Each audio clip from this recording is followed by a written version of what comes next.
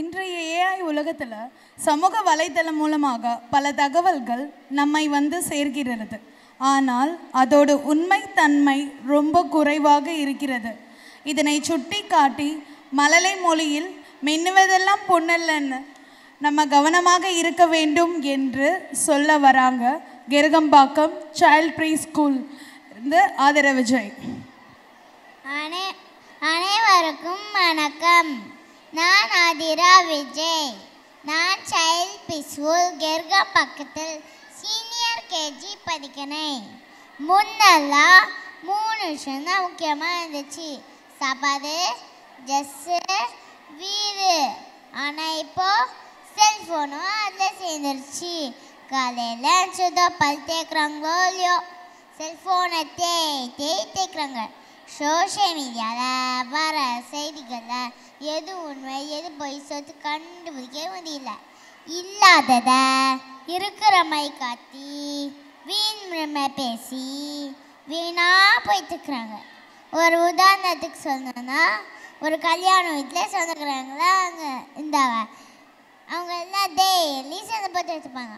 ஆனால் அவங்க அதை ஸ்டேட்டஸில் போய் பார்த்தா சொந்தமுள்ள வாழ்க்கை சொர்க்கத்துக்கு மேலே சொத்து சொரம் ஏறம் வேணாயா அப்படின்னு இருக்கும். எப்படிலாம் ஏமாத்துறாங்க பாங்க. இங்கே மின்னுவதெல்லாம் பொண்ணல்ல. ஒருத்தர் கூட்டமான ட்ரெயினில் போயிட்டு இருப்பார், நிற்கிறது கூட இல்லை. ஆனால் அவரோட ஸ்டேட்டஸில் போய் பார்த்தா ரயில் பயணம், ஜன்னலோர இருக்கை, சாழல் மறை, அப்புறம் ஒரு டீ கப், அதில் புகையாக வந்துட்டுருக்கோம். வாராயன் வாரே வாரதான் அப்படின்னு சொல்லிட்டு பார்த்து வேற. இங்கே மின்னுவதெல்லாம் பொண்ணல்ல. இது கூட பரவாயில்ல. இன்னும் சில பேர் இருக்கிறாங்க, எப்போ பார்த்தாலும் சோறு சோறு சோறு, எது சாப்பிட்டாலும் ஃபோட்டோ எடுத்து ஸ்டேட்டஸில் போட்டுருவாங்க. உண்மையாக போதா கூட பரவாயில்ல. ஆனால் எல்லாம் பூரா போய் தான். மதியானம் சாம்பார் சாதம் சாப்பிட்டுட்டு எங்கள் வீட்டில் பிரியாணி சொத்தி எச்சியுற ஸ்மைலியோட இந்த பொறப்பு தான் நல்லா ருசிச்சு சாப்பிட்டு இதை கிடைச்சது அப்படின்னு சொல்லிட்டு பார்த்து வேற. இங்கே மின்னுவதெல்லாம் பொண்ணல்ல. இதே மாதிரி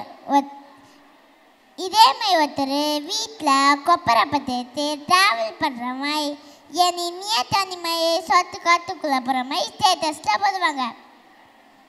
இங்கே மின்னுவதெல்லாம் பொண்ணல்ல. இப்படி தான் நிறையா பேர் பொய்யான விஷயத்த ஷேர் பண்ணிட்டு மக்கள் மனசில் பொய்யான தாக்கத்தை ஏற்படுத்துகிறாங்க. இந்த மாதிரி பொய்யாளர்கிட்டேருந்து கவனமாக இருங்க.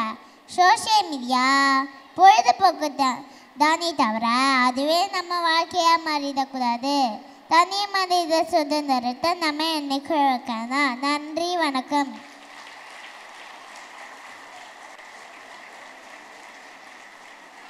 Thank you, Adira, for your wonderful speech.